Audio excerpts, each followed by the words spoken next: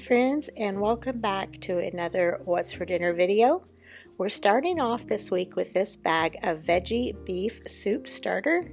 It came out of my freezer. We had some leftover pot roast and some leftover green beans from dinner one evening, so I put it all in this large Ziploc bag. I had some cherry tomatoes that were close to being needing to be used up, so those went in as well. So I just pulled this out of my freezer, put it into my slow cooker, added in 1 can of mixed vegetables, and then I put in some chopped fresh cabbage. And I'm going to let this cook all day long while I am out and about on low and slow, just to make the most delicious pot of beef vegetable soup. I had not made this since last year when it was cold, so it was definitely time for a big pot of beef vegetable soup. We just served it this evening with crackers. It was a very simple meal, but just so homey and comforting. This was always something I loved growing up when my mom would make this with leftover roast, and so I was glad to have this on one of the chilly evenings that we had. This was just so good. This is what it looked like when it was all cooked up.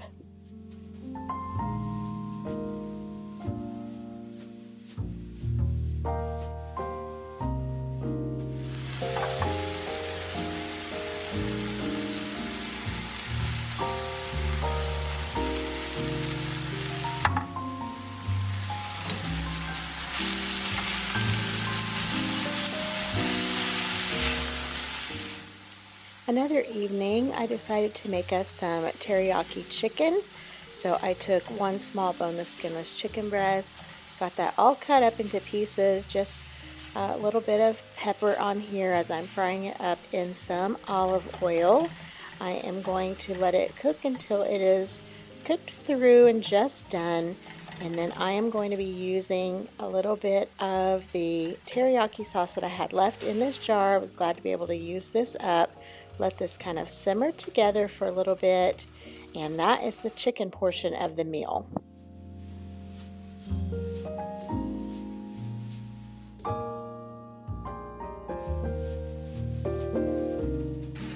I pulled these peas and carrots out of the freezer, and I'm going to add these to the skillet here. I just removed the chicken into another bowl, and then back into that same skillet I am sauteing some fresh mushrooms and onions. And those have been sauteing for just a little bit there. I'm adding in these frozen vegetables, and I am making my rice pretty much opposite of how I always make it, and that's just because I wanted to get a good buttered mushroom and onion thyme cooking there in the skillet first, so those could just kind of soften a little bit and not get lost in all of the rice. So I'm kind of doing this opposite. In goes the egg. Like I said, I just usually do this all in a different order, but it works out just fine, really, no matter how you decide to do it. After the egg is in the middle there, it's going to start cooking. I am adding some of this minced garlic from the jar, and I'll just let that egg cook through. And then earlier in the day, I had used my rice steamer and made rice and let that cool down, and then put it in the refrigerator for the rest of the afternoon so it would be cold to make this fried rice.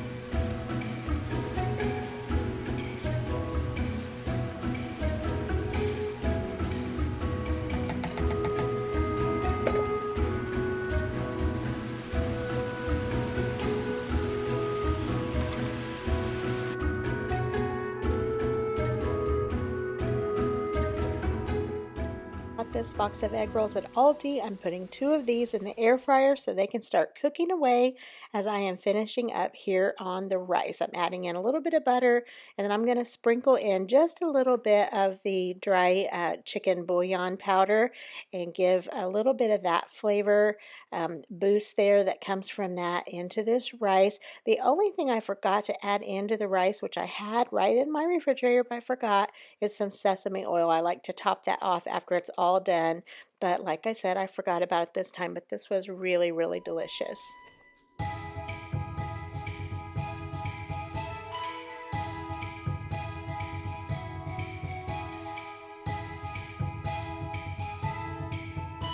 And here it is, all ready for dinner. We got the rice on the bottom. We have some of the teriyaki chicken on top and an egg roll on the side. Just put a little sprinkling of dry parsley on the top to make it look nice.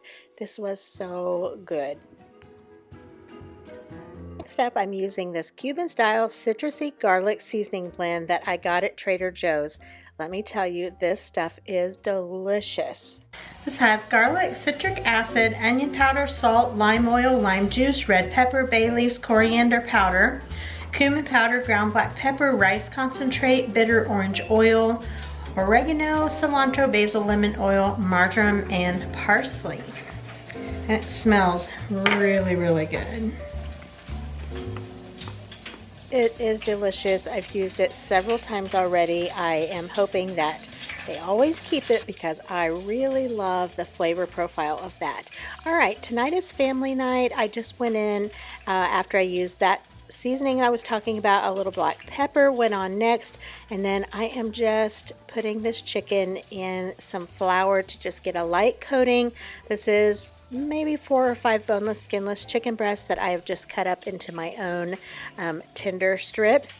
And I am just frying these up, a shallow fry in actually some olive oil, I think is what I used this evening.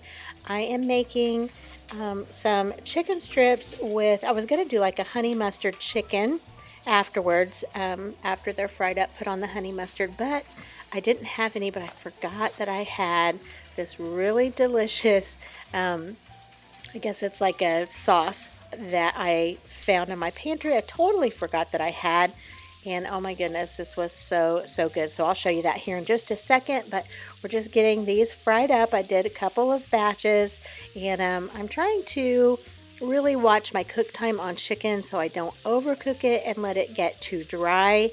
So I'm really trying to be conscious of that. Use my meat thermometer and make sure I get it where it's completely done, but just not overcooked. So just working on the chicken here, a batch at a time.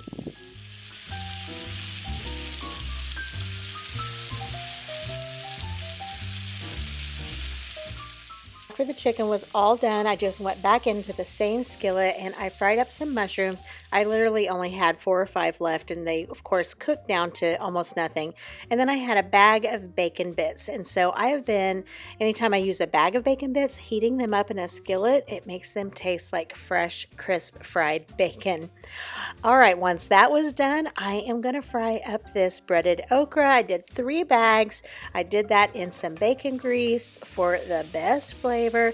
And yes, I overcrowded my skillet. I should have used my big long griddle type skillet, but I did not think of it, and so I ended up just using this skillet here. But yeah, I could have used a bigger skillet, and then I would have gotten more even cooking all the way around. But let me tell you, this was gobbled up. Nobody complained. We love okra around here, and it's probably one of my favorite foods. I just love it so much. So that was one of our sides for this evening.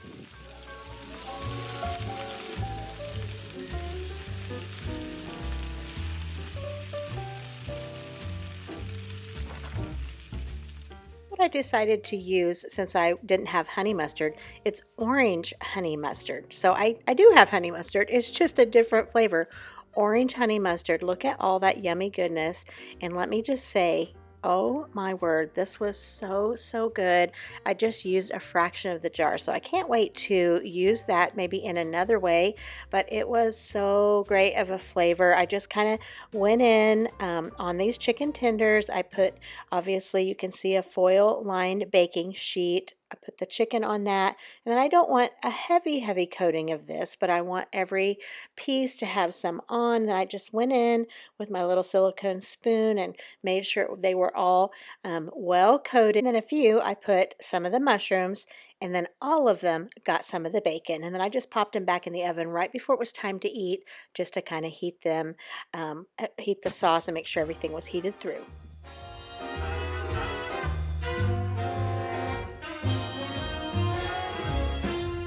The gentle April rain that stained the window panes last night is all but gone, but lingers on in scented clouds of air. And we were missing several this night on family night because sickness has been kind of rolling through again. So that's why I don't have as much chicken as I would normally have. All right, here is the okra all done. I cooked this ahead of time and put it in this pan here that I will just stick in the oven to reheat right at time for dinner. Now, for another side, you've seen me make this before. This is my mom's own recipe. It's called chicken in a biscuit. So you use the small cans of biscuits if you can find them. It works with the other ones too, I'm sure. I just always make it the way she made it, which is the small canned biscuits. And so for every can of biscuits that you use, you need a can of cream of chicken, and then you fill that can up with milk. This recipe could not be simpler, and it is so delicious. I know several of you have made it, and I've told my mom that her recipe has been shared and that people have enjoyed it, and she thought that was fun. So again, however many cans of biscuits, you use the same amount of cream of chicken soup, fill up the can with milk, and bake it. It's kind of like, it gives you an idea of kind of like a dumpling or something along that line. So good. So I'm getting this all mixed up here. I did 3 cans this evening. 2 cans fit really well at a 9 by 13, and then I just used a smaller baking dish for the other can.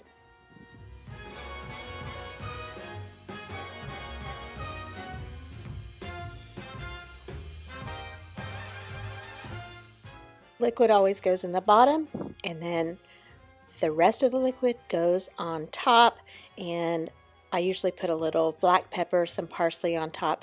You bake these about 35-45 minutes. You just bake them until your biscuits are done. Check the center ones and make sure they're not doughy underneath, and I promise you these are just amazing. Thank you, Mom, for what a wonderful recipe that you've come up with. And here is the final look at dinner. This was so good. I made a big batch of mashed potatoes and put the rest of the bacon, some parsley, some shredded cheese and butter on top of those just to zhuzh those up a little bit. And I'm telling you, just so good. My little grandson Fisher discovered his love for these chicken and biscuits this night. He ate, I don't know how many of them, loved them so much, and said, Gigi, you have to make these for me all the time. I'll gladly do that, buddy. And here's my dinner plate. This was so delicious. This is definitely one of my favorite meals when I was a kid, and still to this day, it always hits the spot. Family night dessert, I made a fruit salad with pudding. I've wanted to make this for so many years. I just never did, and so tonight was the night, and so it was so good. I started off with peaches, mandarin oranges, and these are the large cans, not the small ones. You use a box of pudding, or I'll tell you, you can use a little less than that. I'll tell you that in a second. And then I have blueberries and strawberries, so you could pretty much use whatever kind of mixture of fruit, fresh or canned, that you had or that you enjoy. I left the juice on in the peaches, but I did get rid of most of the juice for the mandarin oranges before I poured those in. And then I just went in with my kitchen scissors here, and without scratching the bottom of my bowl, I just did a rough chop because I didn't want, the whole big slices of peaches. So I got those all cut up, and I'm just add in my other fruit here.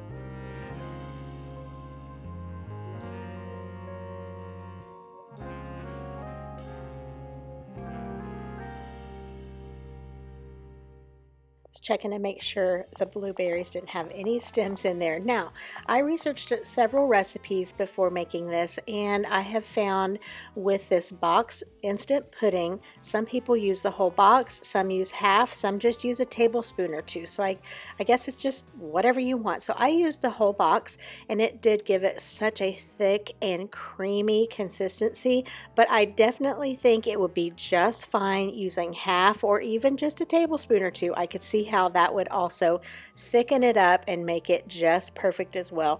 Definitely will be making this fruit salad again. This one you need to make ahead and have in the refrigerator a little while before serving. As always, look below in the description box for the recipes. This meal started with these 4-pepper smoked sausages. So delicious. I love the flavor of these.